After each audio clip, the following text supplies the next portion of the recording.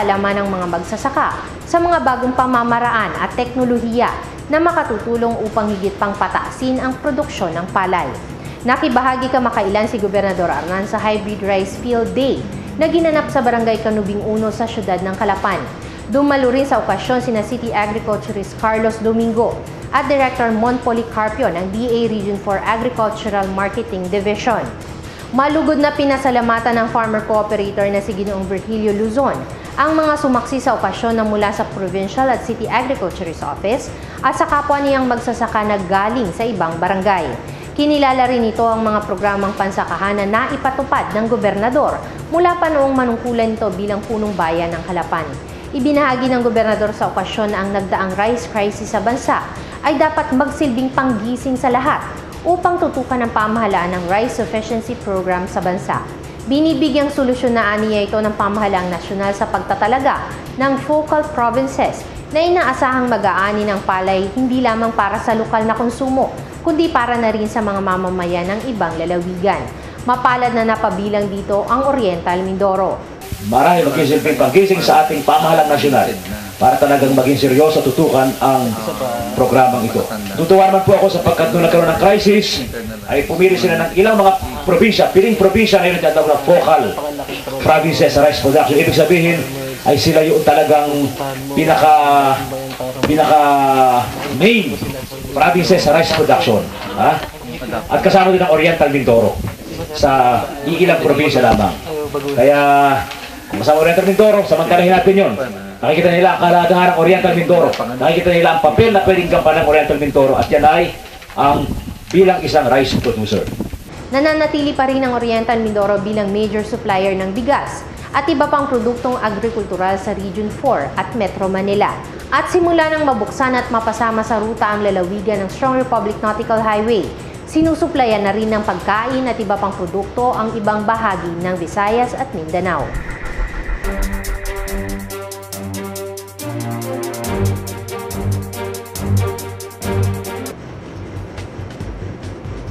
Sa ating balitang sangguniang panlalawigan, sa layuning makatipid sa mga gastusin sa bawat sesyon ng sangguniang panlalawigan at upang higit na mapabilis ang transaksyon at maging mas organisado ang lahat ng mga dokumentong kinakailangan ng bawat bukal sa bawat sesyon, pinasimulan na noong ika-22 ng Setyembre ang kauna-unahang paperless session ng SP sa Kapitolyo. Pinangunahan nito ni Vice Gobernador at SP Presiding Officer Maria Estela Filipa M. Aceron.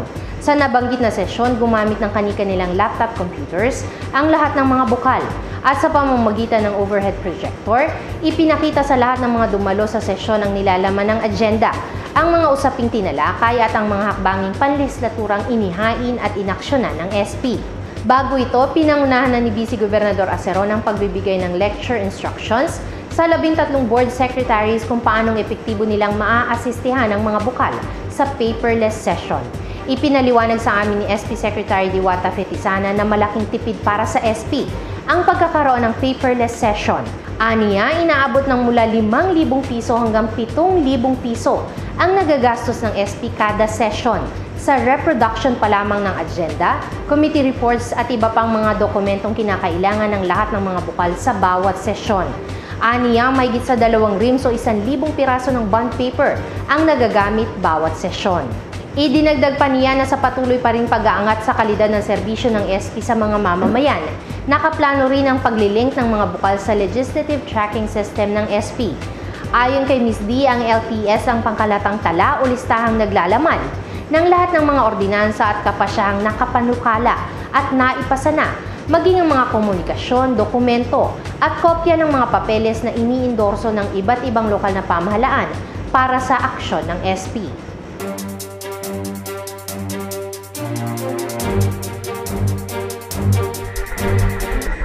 Sa iba pang balita, ang Oriental Mindoro ang Best Exhibit Display Second Runner-Up Awardee mula sa 11 lalawigang lumahok sa taunang Philippine Travel Mart na may temang Extreme Adventure, Extreme Leisure, Extreme Wellness.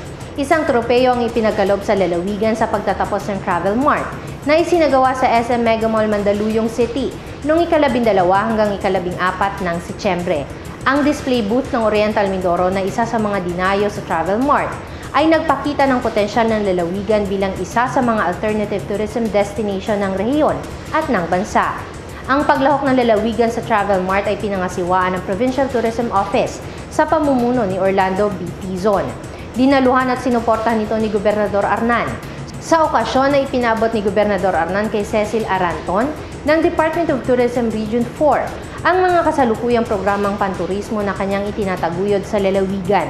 Ayon sa kanya, isa sa mga prioridad ng kanyang pamunuan ng tourism development dahil sa napakaraming magagandang tanawin at lugar sa Oriental Mindoro at dahil na rin sa hangad niyang maging masigla ang industriya ng turismo na tiyak na magiging mahalagang bahagi sa pag-unlad ng kabuhayan ng mamamayang Mindoreño.